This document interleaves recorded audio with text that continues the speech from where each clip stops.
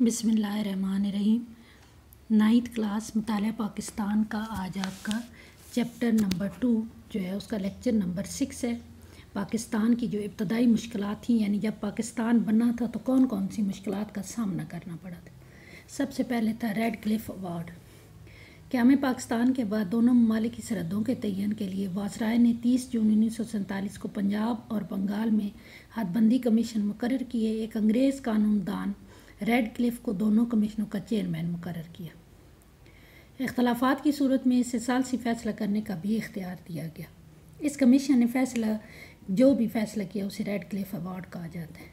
سرحدوں کے بارے میں بہت جو ہے وہ ناانصافی سے کام لیا گیا۔ ماؤنٹ بیٹن اور ریڈ کلف نے کانگریس نوازی اور ہندو دوستی کا پورا خیال رکھا اور پاکستان سے ملے ہوئے مسلم اکثریت کے علاقے بھارت کے حوالے کر دیے۔ گرداسپور کا مسلم علاقہ بھارت کو دے کر کشمیر تک اس کو رسائی اس کی جو ہے وہ ممکن بنا دی گئی۔ اس طرح مسئلہ کشمیر شروع ہے جو آج تک چل رہا ہے۔ اس کے بعد مہاجرین کی آباد کاری۔ پاکستان جو ہے وہ جب مارز وجود میں آیا تو آزادی کے وقت یہ بالکل بھی نہیں کہا گیا تھا کہ دونوں ممالک سے جو ہے وہ جیسے ہندو بھارت جائیں گے یا مسلمان پاکستان بھارت سے آ جائیں گے، یہ بالکل اس وقت کوئی بات طے نہیں تھی۔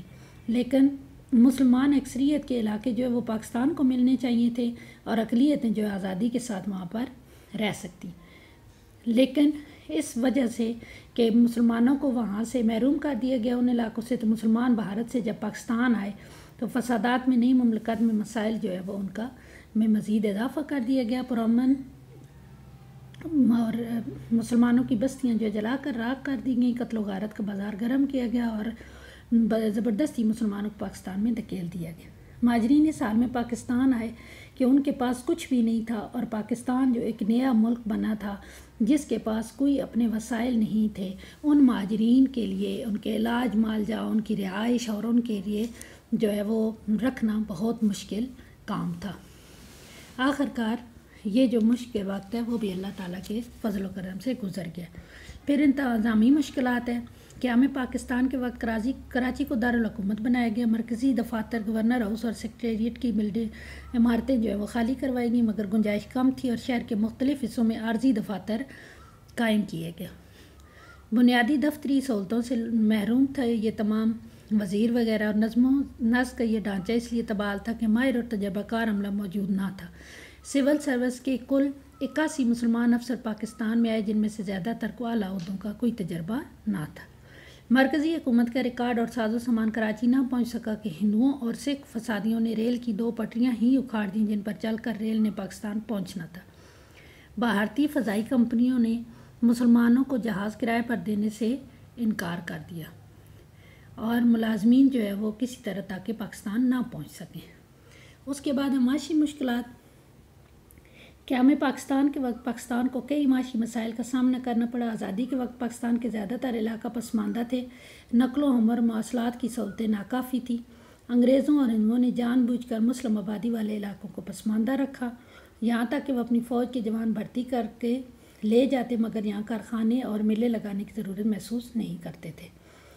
اس کے بعد جو ہے وہ دنیا کی 75% پٹسن مشرقی بنگال میں پیدا ہوتی تھی، مگر پٹسن کے سارے کارخانے مغربی بنگال میں تھے اور مکمل کنٹرول ہندوؤں کا تھا۔ متحدہ ہندوستان میں کپڑے کے 394 کارخانے تھے مگر پاکستان کے حصے میں 14 کارخانے آئے۔ بینکوں کی کل 487 شاخیں تھیں مگر پاکستان کے حصے میں 59 آئیں، یعنی سارا سرمایہ ہندو اپنے ساتھ لے گئے اور کانگریس کی یہ سازش تھی کہ پاکستان کو اقتصادی طور پر تباہ کر دیا جائے تاکہ وہ ملک جو ہے وہ چل نہ سکے۔ ان کا خیال یہ تھا کہ دوبارہ پاکستان جو ہے وہ ہمارے ساتھ شامل ہو جائے گا۔ فوجی اثاثوں کی تقسیم۔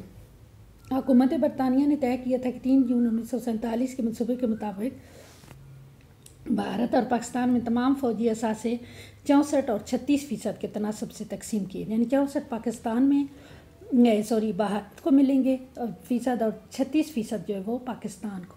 متحدہ بھارت میں 16 اسلحہ فیکٹریاں جو ہے وہ کام کر رہی تھی جن میں سے پاکستان میں ایک بھی نہ آئی، اور اس کے بعد جو ہے وہ بھارتی حکومت نے اسلحہ بنانے والی فیکٹری تو کیا اس کی مشینری کا کوئی پرزہ پاکستان منتقل نہ کیا۔ کافی تکرار کے بعد پاکستان کو 60 ملین روپے دینے کے لیے یہ تجویز دی گئی تاکہ وہ فیکٹری اسلحہ کے لیے خود لگا سکیں۔ حکومت ہند نے اسے بھی مسترد کر دیا اور مزید حالات خراب ہو گئے اور پاکستان اپنے جائز حق سے بھی محروم ہو گیا۔ زرعی مشکلات۔ پاکستان بنیادی طور پر ایک زرعی ملک ہے جہاں نہری آبپاشی کے بغیر زراعت ممکن نہیں۔ تقسیم ہند کے وقت دریاؤں اور نہروں پر اہم ہیڈ ورکس بھارت کو دے دیے گئے، جس کے نتیجے میں ہماری نہروں کا کنٹرول بھارت کے پاس چلا گیا۔ پاکستان کو غیر مستحکم کرنے کے لیے بھارت نے فیروز پور اور مادھو پور ہیڈ ورک سے پاکستان کو پانی کی فراہمی 1948 میں روک دی۔ اس چال کا مقصد یہ تھا کہ پاکستان کے زرعی علاقے کو بنجر کر دیا جائے اور بیاس اور راوی اور ستلج بھارت کو اور 3 دریا سندھ، جہلم اور چناب پاکستان کو ملے۔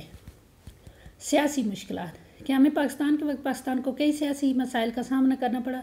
آزادی کے وقت کئی آزمائشوں سے پاکستان کو گزرنا پڑا اور بہت ساری جو ریاستیں آزاد ان کا پاکستان کے ساتھ ہلاک کیا، ان میں سے مناوادر، دیر، سوات، جوناگڑھ وغیرہ شامل تھی۔ بھارت کو ان ریاستوں کا ہلاک پسند نہ آیا، اس نے جوناگڑھ میں 9 نومبر 1947 کو قبضہ کر لیا۔